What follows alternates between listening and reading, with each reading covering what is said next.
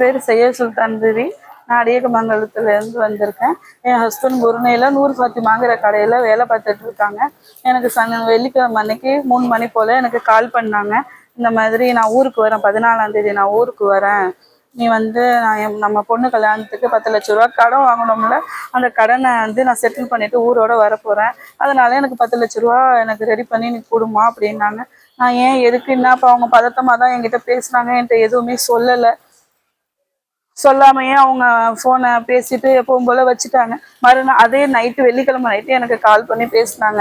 இந்த மாதிரி எனக்கு 2 வருஷத்துக்கான ஸ்டேட்மெண்ட் வேணும், பேங்க் ஸ்டேட்மெண்ட் வேணும், எனக்கு கொடுங்க அப்படின்னு சொல்லி கேட்டாங்க. நான் ஏங்க எதுக்குங்க ஏங்க கேட்குறீங்கன்னா, இல்லை இங்கே லோனில் கொஞ்சம் இடிக்குது, நீ எனக்கு அனுப்பி விடுங்கிற மாதிரி அவங்க என்கிட்ட சொன்னாங்க. நான் அனுப்பிச்சி விட்டேன். அவங்க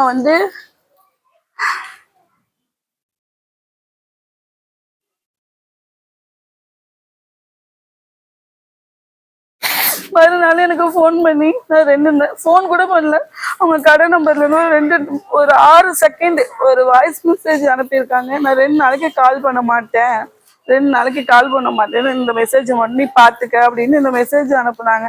அனுப்புனதும் நான் பயந்துட்டு நான் அவங்களோட அண்ணன் மருமகனுக்கு கால் பண்ணி, இந்த மாதிரி சொல்றாங்க, அங்க என்ன பிரச்சனை, ஏது பிரச்சனை சொல்லுங்க அப்படின்னு சொல்லி நான் கேட்டேன்.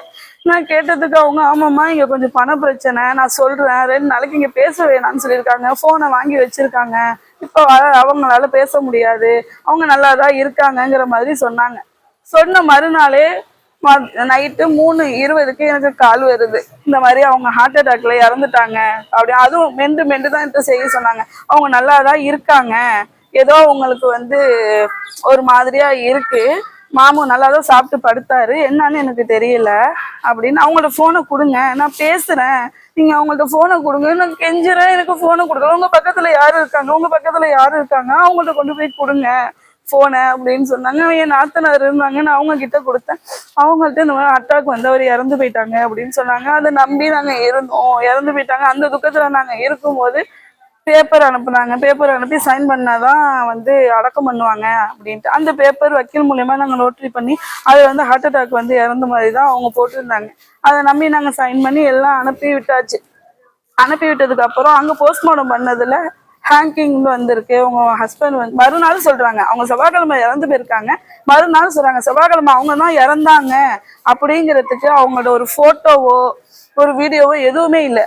ஒரு அட்டாக் இறந்தா கூட ஒரு போட்டோ காமிப்பாங்க, அவங்க எதுவுமே என்கிட்ட காமிக்கல. என் ஹஸ்பண்ட் செவ்வாய்க்கிழமை இறந்தது இது வரைக்கும் சொல்லலை. இப்ப என்னன்னா, இப்ப அவங்களை அடக்கம் பண்ணணுவாங்க, எனக்கு அந்த பத்திரத்தை அவங்க வேற பத்திரம் எனக்கு ரெடி பண்ணி அனுப்புங்க, அவங்க சூசைட் பண்ணி தான் இறந்து போயிட்டாங்கிற மாதிரி எனக்கு பத்திரம் ரெடி பண்ணி அனுப்புங்க அப்படின்னு சொல்றாங்க. எப்படி நான் அனுப்ப முடியும்? அவங்க எப்படி இருந்தா அவங்க என் கண்ணிலேயே அவங்க காட்டல, இது வரைக்கும் காட்டல. செவ்வாய்க்கிழமை இறந்து போயிட்டாங்கன்னு சொல்றாங்க, இப்போ வரைக்கும் என் புருஷன் என் கண்ணுல காமிக்கல. அவர் தான் இறந்து போயிட்டாரான்னு எனக்கு தெரியல. நான் 5 பிள்ளையோட இப்ப நான் நிக்கிறேன். அது இல்லாம பண நெருக்கடி கொடுக்குறாங்க சம்மதமே இல்லாம. அந்த கடையிலயும் என் வீட்டுக்காரோட அண்ணன் மருமக வேலை பார்க்குறேன். அவங்க செவ்வாய்க்கிழமை அவங்க இறந்துட்டு இருக்காங்க. புதன்கிழமை அவங்க என்ன இருக்கு ஏது இருக்கு, அங்க பண பிரச்சனையா இருக்கு, என்னை வீடு தேடி மிரட்டுறாங்க. எனக்கு தெரியல. அவங்களும் இப்ப எனக்கு அந்த பத்திரத்தை கொடுக்கணும், பத்திரத்தை கொடுத்தாதான் நாங்க அடக்கம் பண்ணுவோம், இல்லாட்டி அவர் அப்படியேதான் வச்சிருப்போம்னு சொல்றாங்க. அவர் இது வரைக்கும் என்கிட்ட காட்டல. எனக்கு என் புருஷன் இங்க வரணும், நான் அவரை பார்க்கணும், நாங்க எங்க ஊர்லயே ஒரு அடக்கம் பண்ணணும் எங்க முறைப்படி. அதனாலதான் நாங்க கலெக்டர் சார்ட்ட மனு கொடுத்துருக்கோம். நீங்க தான் ஹெல்ப் பண்ணி எனக்கு என் புருஷன் இங்க கொடுக்கணும். நான் 5 பிள்ளையோட நான் இப்ப நிக்கிறேன், கடன்ல நிக்கிறேன். எனக்கு என் புருஷனை விட்டா எதுவுமே கிடையாது. எனக்கு என்ன சொல்றதுன்னு எனக்கு தெரியல.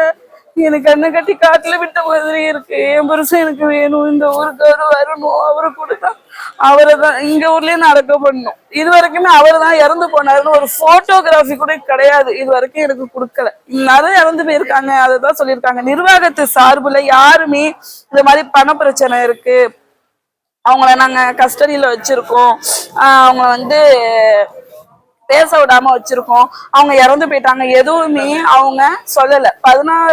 16 வருஷமா அவங்க அங்க வேலை பாக்குறாங்க.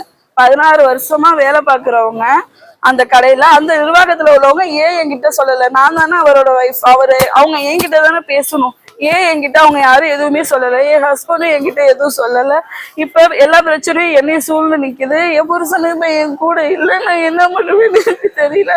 5 பிள்ளைங்கள இருக்கு. ஒரு பிள்ளைய தான் நாங்க கரு சேர்த்திருக்கோம். 4 பிள்ளை இருக்கு. 2.5 வயசு கை குழந்தை இருக்கு. 10 வயசு பிள்ளை, 12 வயசு பிள்ளை, காலேஜ் படிக்கிற பையன்.